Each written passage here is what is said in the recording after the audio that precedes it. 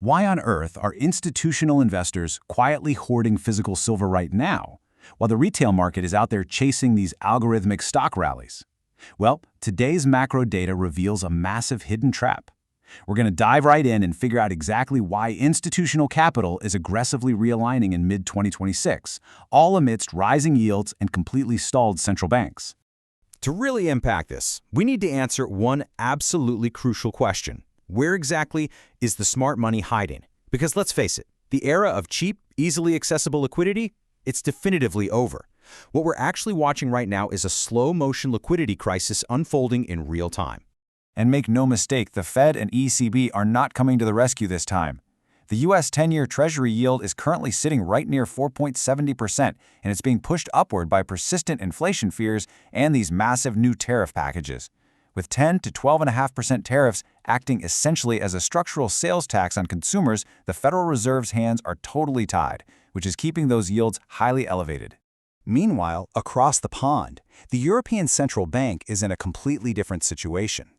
They just paused their main refinancing rate at 2.40%. They're dealing with the delayed, highly volatile impacts of Middle East energy shocks, and that's forcing them into a very cautious, wait-and-see approach.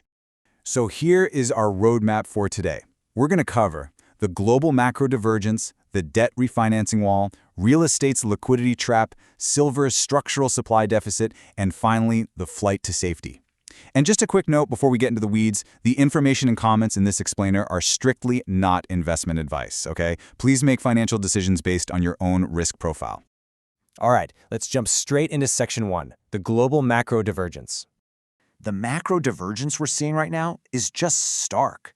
The U.S. is locked in this hawkish stance, driven by those tariff-induced inflation risks we talked about, a surprisingly resilient labor market, and even a 34% chance of another Fed rate hike. Conversely, the Eurozone is paused. Their headline inflation is actually moderated to 2.8%, but those volatile energy prices, they have the ECB essentially paralyzed with fear over second-round effects. Moving right along to Section 2, the debt refinancing wall. I found this visualization from liquidity expert Michael Howell absolutely fascinating. He says, think of this a little bit like holding an inflated beach ball underwater, right? Central banks are using liquidity to aggressively suppress yields and manage these massive expiring debt loads. They are literally forcing the beach ball down, but the upward pressure of all this debt is just immense. The crucial takeaway here is that modern financial markets are essentially just massive debt refinancing mechanisms. Liquidity needs debt, and debt desperately needs liquidity.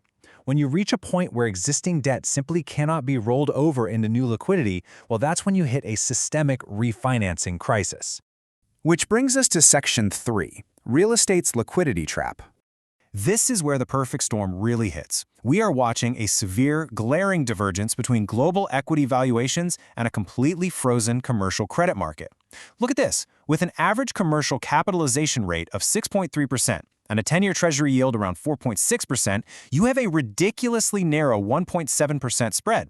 I mean, investors simply won't tie up their capital in a liquid property if they aren't being compensated for the risk. And that leads directly into this refinancing wall. Commercial loans from that whole low-rate era of 2019 to 2021 are maturing right now, but property values have dropped roughly 25% from their peak, while borrowing costs have absolutely surged. It's creating a severe liquidity trap for traditional banks who are wildly tightening their lending standards in response. By the way, if you're finding this explainer helpful so far, don't forget to subscribe to the channel, like the video, and share it with a friend. Now let's move to the critical action plan. Okay, Section 4. Silver's structural supply deficit. When capital flees a frozen credit market, like we're seeing, it naturally runs to hard assets. But the demand profiles here are wildly different. Gold acts strictly as money. It's a central bank reserve asset. Silver, on the other hand, is a dual engine. Yes, it's a monetary safe haven for sure, but a massive 58% of its demand is strictly industrial. Solar panels, EVs, and AI data centers are consuming silver at astonishing rates, and that creates a structural floor that gold simply doesn't have. Anchoring ourselves in the hard data from mid-2026, the gold-to-silver ratio is currently sitting at 69:1. Historically speaking, this is near the top of its range, which heavily signals relative value in silver, especially when you consider that silver is still 52% below its record high, while gold has been pushing closer to its peak. It's literally creating a perfect storm. The market is facing a projected 46.3 million ounce deficit for 2026. That is the 6th consecutive annual supply shortfall. Institutional money is definitely catching on. ETF holdings recently swelled by nearly 1% in just 4 days. And those algorithmic paper markets, they're breaking down right now because they simply cannot source the physical metal to cover their massive short positions. Finally, Section 5, the flight to safety. So how do you actually navigate this mess? Well, institutional investors are aggressively executing a defensive cash flow structure to wait this whole thing out. Based on these massive ETF inflows, we're seeing a really distinct blueprint emerge. It looks roughly like allocating 40% into highly liquid money market funds and short-term treasury ETFs like SGOV to lock in those elevated rates. Then 30% into physical precious metals to avoid counterparty risk entirely, and 30% into global dividend and total bond market ETFs like BND.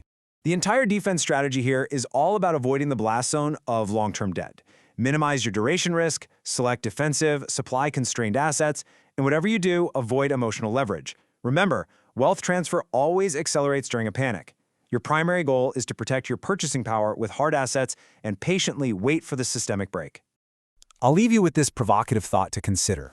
When the incredible pressure of this refinancing wall finally forces central banks to let go of that beach ball, and they're forced to inject fresh liquidity back into the system, what do you think happens to the price of these physically constrained hard assets? The setup is already in motion, guys. Stay focused, protect your capital, and I'll catch you in the next explainer.